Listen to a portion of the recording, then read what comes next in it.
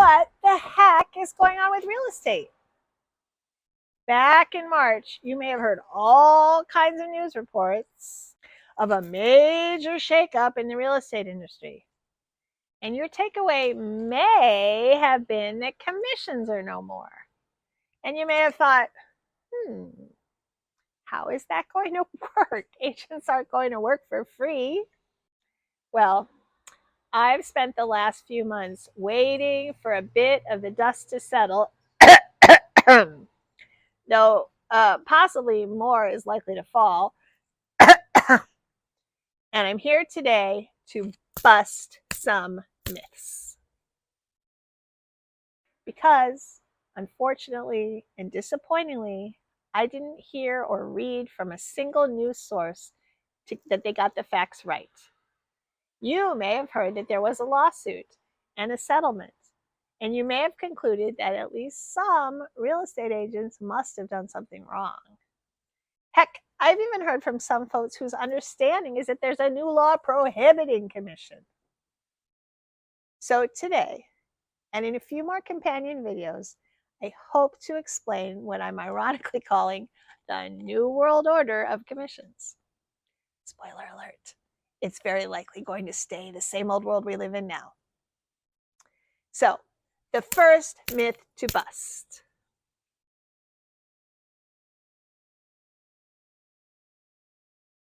Commissions in real estate are not going away because we are professionals who provide complicated and skilled services to help you with the largest financial transaction of your life. We are not volunteers. And the National Association of Realtors can't make commissions go away because they never set them to begin with. They were and always will be a negotiated item in the contract between a seller and the brokerage the seller hires to sell their property. So first, let's make sure we understand what a commission is.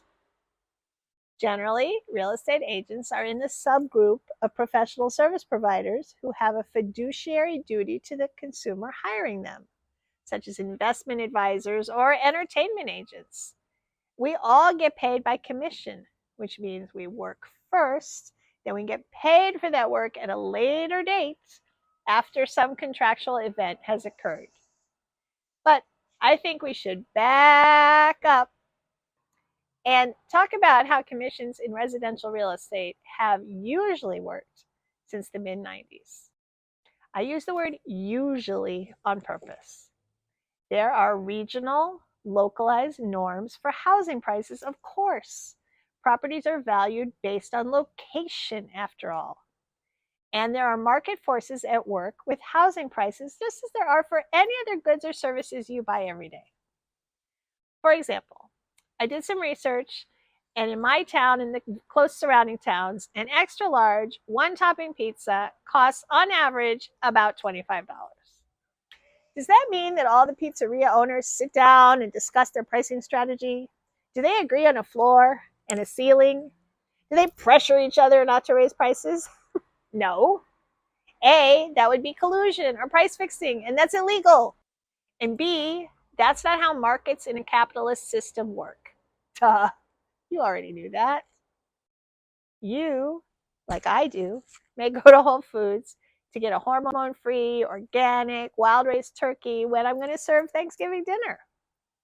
But you, like I do, probably mostly go to a different chain supermarket for my weekly groceries. You understand and accept that the price points will be slightly different. You likely believe that you get what you pay for. And for groceries, if you don't want to pay what Whole Foods charges for lettuce or bread or milk or whatever, you shop with your feet by going elsewhere. On the other hand, maybe you are a regular Whole Foods shopper because you appreciate the perceived value you get from their quality, their selection, the overall experience. But whether you're a Whole Foods or a Jewel or a Walmart, a Target, an Aldi grocery shopper, those stores know roughly what you will bear to pay for the goods they're selling and the shopping experience in which you access them. I'll be getting back to that idea of what the market will bear in part 3 of this video series. But to end part one, let's review.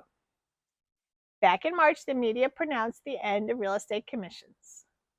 Now you've seen that myth busted and gotten a very brief economics refresher on how customers interact with local markets to roughly set price ranges. In part two, we're going to take a deeper dive into how real estate commissions work, with first a real estate history lesson. I hope you'll want to come back. You'll learn a lot.